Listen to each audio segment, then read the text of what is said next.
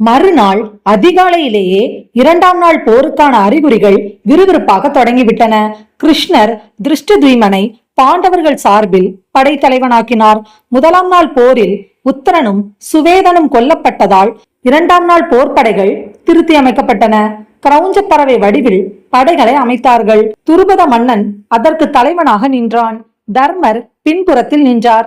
திருஷ்டத்யும்னனும் பீமனும் சிறகுகளாக இருந்தனர்.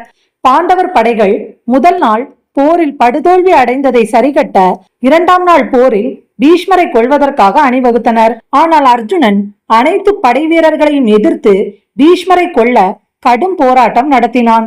துரோணர் பாண்டவ படைகளின் தலைமை படைத்தலைவனான திருஷ்டத்யும்னனை அம்புகளால் துளைத்து விட்டார். இதனால் பீமன் படுகாயமடைந்த திருஷ்டத்யும்னனை போர்க்களத்தில் இருந்து வெளியே அழைத்து சென்று விட்டான். பீமன் திருஷ்டத்யும்னனுக்கு உதவி செய்ய வந்ததை கண்ட கலிங்க வேந்தன் எதிர்பக்கத்தில் பீமனை எதிர்ப்பதற்காக வில்லை வளைத்து கொண்டு வந்தான். கலிங்க வேந்தனின் படையில் யானைகள் அதிகமாக காணப்பட்டது. மனித படைகளை அழிப்பதை விட யானை படைகளை அழிப்பதில் பீமனுக்கு அதிக மகிழ்ச்சி.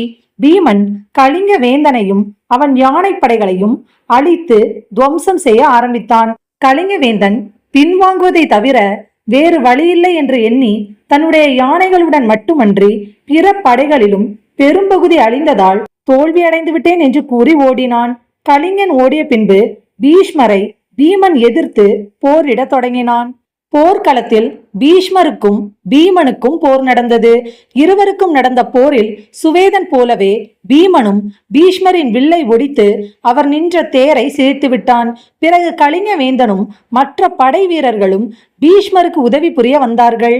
பீமன் கலிங்கவேந்தன் திரும்பி வருவதை பார்த்தவுடன் பீஷ்மரிடம் போர் செய்வதை நிறுத்திவிட்டு கலிங்கவேந்தனுடன் போரிட்டான். கலிங்கவேந்தன் படையை முற்றிலுமாக அழித்த பிறகுதான் பீமன் பீஷ்மரிடம் போர் புரிய ஆரம்பித்தான். பீமனுக்கு துணையாக அபிமன்யுவும் பீஷ்மரை எதிர்க்க ஆரம்பித்தான். இதை கண்ட துரியோதனன் பல வீரர்களை ஒன்று திரட்டி பீஷ்மருக்கு துணையாக அனுப்பினான். பீஷ்மருக்கு துணையாக இருந்த வீரர்கள் அனைவரும் பீமனையும் அபிமன்யுவையும் வளைத்து கொண்டார்கள். பீமனும் அபிமன்யுவும் ஆபத்தில் இருப்பதை அறிந்த அர்ஜுனன் அவர்களுக்கு உதவுவதற்காக வில்லோடு வந்தான். திடீரென்று அர்ஜுனன் வந்ததும் பீஷ்மரும் அவரது படைகளும் நிலை தடுமாறி போயின. அர்ஜுனன் விருப்பம் போல கௌரவ வீரர்களை கொஞ்சி குவித்தான். சூரியன் மறைவுக்கு பின்பு இரண்டாம் நாள் போர் முடிவு பெற்றது.